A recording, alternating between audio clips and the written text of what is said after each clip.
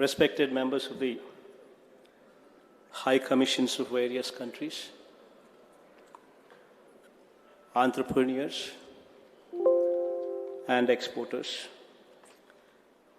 members from various export promotion council, representatives of Government of India who are taking part in this event, my cabinet colleagues, officials of the state government and various other stakeholders. I extend a very warm welcome to all of you here. In fact, this is the beginning of Vanijya Utsav, that is Trade Carnival. 2 days of this event will be conducted here, and then another 4 days in the various districts as well. So this whole week is supposed to bring trade closer to the government, and also that government also moves closer to the trade. This whole week is supposed to bring that objective.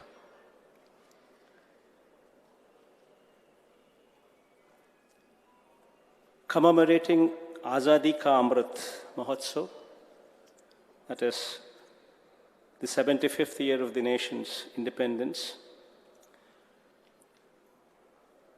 we commence this Vanijya Utsav. In fact,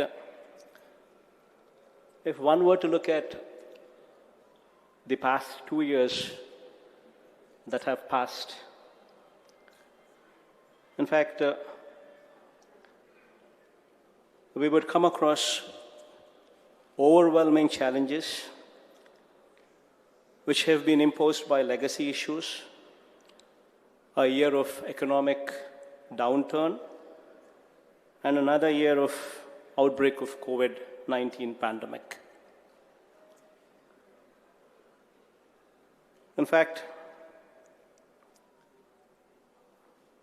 during the course of these 2 years, it was probably the first time during the last 2 decades wherein the country has seen a contraction of 3.38% in gross tax revenue collections. In fact, the country's gross tax revenue collections declined from 20,80,465 crores during the period 2018-19 to 20,10,059 crores during the year 2019-20. In fact, these were challenging times. The country's GDP growth in constant terms was 6.3% during the year 2018-19, dropped to 4% during the year 2019-20, further dropped to minus 7.3% during the year 2020-21. In fact, India's exports have also shrunk by, in fact, 11.6%, from $330 billion to $292 billion over the last 2 financial years. In fact, this was the plight of the country during the course of these last 2 years. Yet, in these difficult times, Andhra Pradesh exports have grown by 19.4%.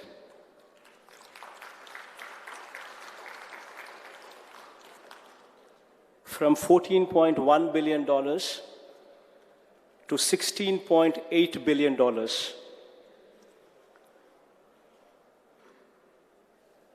In fact, through a combination of various products. Marine products contributed 15%, ship and boat building structures have contributed 8.5%, pharma contributed 7.3%, iron and steel contributed 7.3%, and non-basmati rice as well contributed 4.8%. All this culminating into a jump of 19.4%,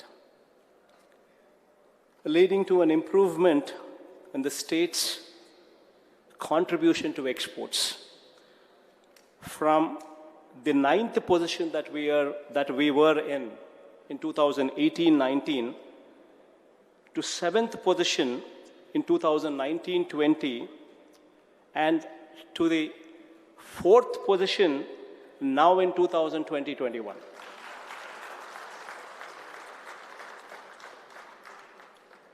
And while our GSDP were also to be compared to the national parameters, then while our GSDP contraction in our GSDP was only 2.58% in the COVID year 2020-21 when compared to the country's contraction of 7.3% in terms of GDP at constant prices for the year 2020-21. In fact, why I've been wanting to stress on these parameters is the performance stands testimony to our belief that right infrastructure and enabling policies, these two are very, very important. In fact, they become the cornerstones for industrial development, in growth,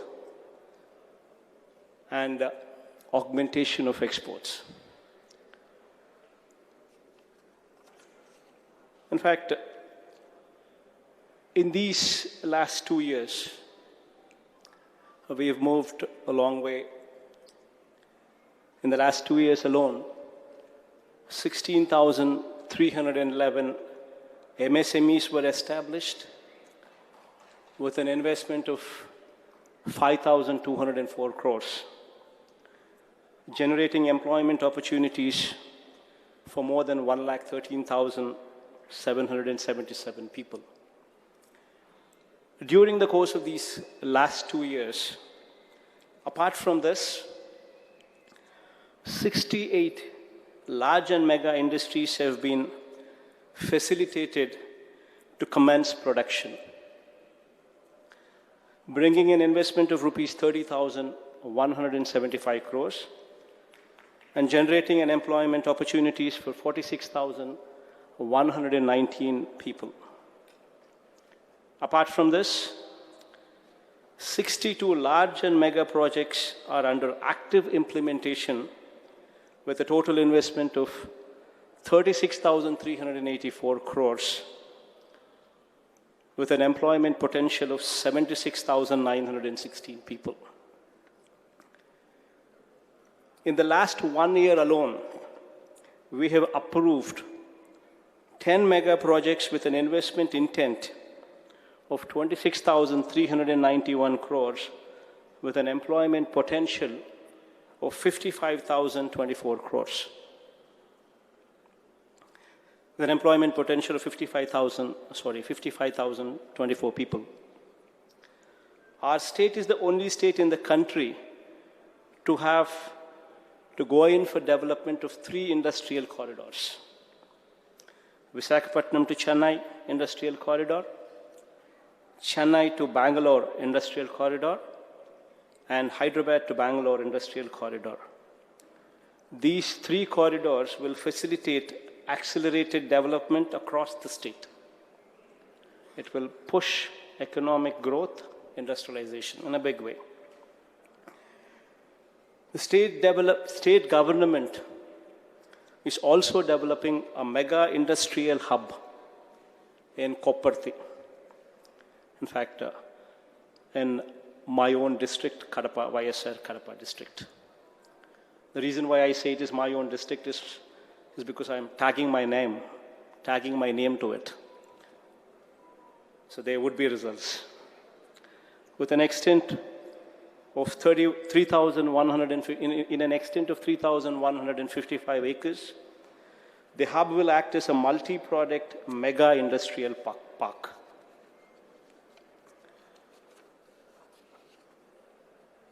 With best-in-class infrastructure facilities like power, water, CETPs, STPs, and is likely to bring in an investment of 25,000 crores with the potential to generate employment opportunities for more than 1 lakh of people. In the same facility, Koparthi, we are also developing an electronic manufacturing cluster, EMC, in another 800 acres with an investment of around about 730 crores. This electronic manufacturing cluster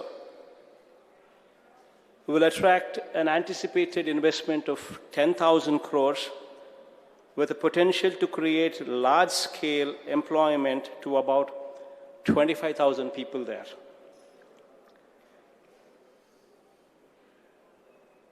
Keeping in mind the surging global and domestic demand for steel also in mind, we are also going ahead with a 3 million ton per annum greenfield steel plant in Kadapa district as well, with an outlay of 13,500 crores. We are of the firm view that for sustainable industrial development, availability of gas as an energy source is of vital importance. Therefore, in partnership with GAIL, we are developing a gas distribution network to secure availability of gas for both industrial and domestic purposes. This would go a long way in not only bringing down the carbon footprint, but also making energy source available at in a cheaper way. Going further, to reduce the skill gap, we are establishing 26 world-class skill colleges, one in every parliament constituency, with one skill university as well in Tirupati and one more skill university in Visakhapatnam. This will cater to the needs of both IT-related courses as well as manufacturing-related courses. This will reduce the skill gap as these skill colleges will provide for polishing the skills. This will actually help in polishing the skills of those people who have already graduated, who already have a degree. Those degrees would be polished towards job orientation. In fact, Andhra Pradesh currently contributes to 5.8% of national exports, and we aspire to double this capacity to 10% by the year 2030. This is the dream with which we are moving ahead. And to attain this goal, we have formulated a comprehensive roadmap. Given the 974-kilometer coastline of the state of Andhra Pradesh, which has the potential to demonstrate substantial growth in exports, the state government is going ahead with the development of 3 more ports in the government sector. One of the ports is going to be coming up in Bhavanpadu in Srikakulam district,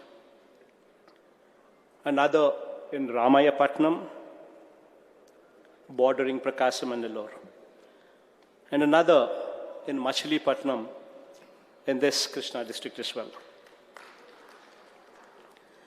Given the proximity of these three ports to the neighboring states, the Machilipatnam port is the closest to Telangana, Ramayapatnam is the closest to Tamil Nadu, Bhavanpadu is the closest state to the entire north. So given the proximity of these ports to the neighboring states, these ports would also contribute significantly to India's foreign trade growth and promote port-led industrialization in a very, very big way. The current port capacity in the state of Andhra Pradesh is 254 million tons per annum. And with the development of these three new ports, the capacity would be increased by another 65 million tons per annum in the first phase. To capture the benefits of value addition, because value addition also helps in exports. So to capture the benefits of value addition, the state government is setting up 25 secondary food processing units in each of the parliamentary constituencies. This would not only help the farmers in supporting their prices, but would also lead to a value addition which would increase our exports. This has the potential to create an employment directly to 30,000 people and an indirect employment of another 50,000 people. We are also developing 8 new fishing harbors. In fact, before this concept was thought about, we had a situation where our fishermen were going all the way to Gujarat. In fact, why is it that we have such a big coastline and yet our fishermen do not have the harbors here in Andhra Pradesh? So we wanted to change that. And so we are developing 8 new fishing harbors in 2 phases with an outlay of 3,827 crores of investment. These facilities will directly benefit 76,230 fishermen and will generate additional employment opportunities for another 35,000 individuals and will create a whole lot of allied sector opportunities, be it the ice plants, the cold storages, the pre-processing, fish transport, and marketing. This would also help to better these products. More processing would help in more exports. I wish to conclude by conveying my deepest sense of appreciation for the commitment shown by the manufacturers, shown by the exporters, councils, and workforce alike in staying resilient during these tough times what have passed. Now this year, hopefully the economy is buoyant and we will see more positive results. I also congratulate each of the stakeholders for coming together in this Vanijya Utsavam, a crucial step in the right direction to explore wider avenues and collaborations organized together with the support of the central government. And I'm sure that this initiative today will boost confidence in the entrepreneurs, will encourage more number of people to come to Andhra Pradesh, to grow with Andhra Pradesh, as our Chief Secretary some time back did say. So I wish you all a very warm welcome, and any support that you require of us, we're all available. In fact, we have a very proactive minister as well, who's just spoken some time back. He's one of the very few ministers who's very, very proactive when it comes to trade. So hopefully, all these initiatives would go a long way. And anything that we can do, you may suggest, and we will ensure that we will do the best to incorporate those suggestions so as to make it more friendly. Thank you.